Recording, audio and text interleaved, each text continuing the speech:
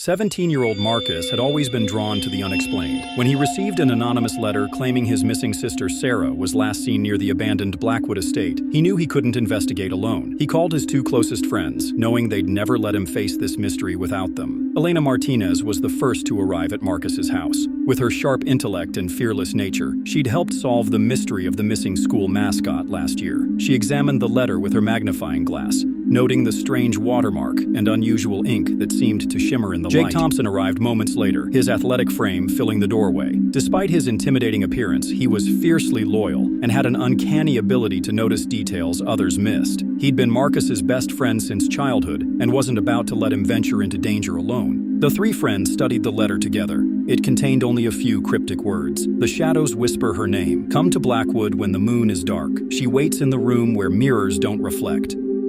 Below was a rough sketch of the old estate that had been abandoned for decades. As they prepared to leave for Blackwood Estate, Elena researched the property's dark history. The mansion had been home to the eccentric collector Silas Blackwood, who disappeared in 1987 along with several visitors. Local legends spoke of rooms where reality bent and shadows moved independently of their owners. The drive to Blackwood Estate took them through winding country roads lined with ancient oak trees. As they approached the property, the temperature seemed to drop, and an unnatural silence settled over them. Even Jake, usually the most talkative, fell quiet as the mansion's imposing silhouette emerged through the mist. The mansion stood 3 stories tall, its Victorian architecture twisted into something unsettling. Broken windows stared down like empty eye sockets, and ivy crawled across the walls like grasping fingers. The front door hung slightly ajar, creaking in a wind that touched nothing else around them. Inside, their flashlights revealed a grand foyer with a spiral staircase that seemed to twist upward into darkness. Portrait frames hung empty on the walls, and dust motes danced in the beams of light like tiny spirits. Marcus felt drawn toward the staircase, as if something was calling him upward. As they climbed the staircase, Elena noticed their shadows on the wall weren't quite matching their movements. Jake's shadow seemed to lag behind,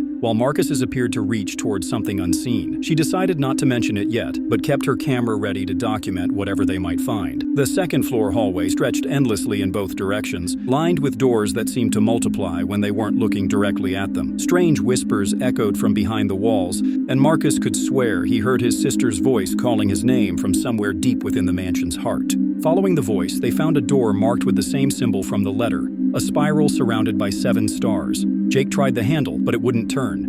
Elena noticed the symbol seemed to pulse with a faint light, and when Marcus touched it, the door swung open silently, revealing a room that defied the mansion's architecture. The room beyond was circular, far larger than the mansion's exterior could contain. Mirrors of all shapes and sizes covered the walls, but none showed reflections. Instead, they displayed scenes of different times and places. In the center sat an ornate chair where a figure waited, but the shadows made it impossible to see clearly. As they approached, the figure became clearer. It was Sarah, Marcus's sister, but something was wrong. Her eyes held depths that seemed older than her years, and when she spoke, her voice echoed strangely. "I've been waiting," she said. "The mirrors showed me you would come, but leaving isn't as simple as entering." Sarah explained that the room existed between dimensions, and Silas Blackwood had created it as a prison for those who discovered his secrets. She had become the guardian, keeping the dimensional barriers stable.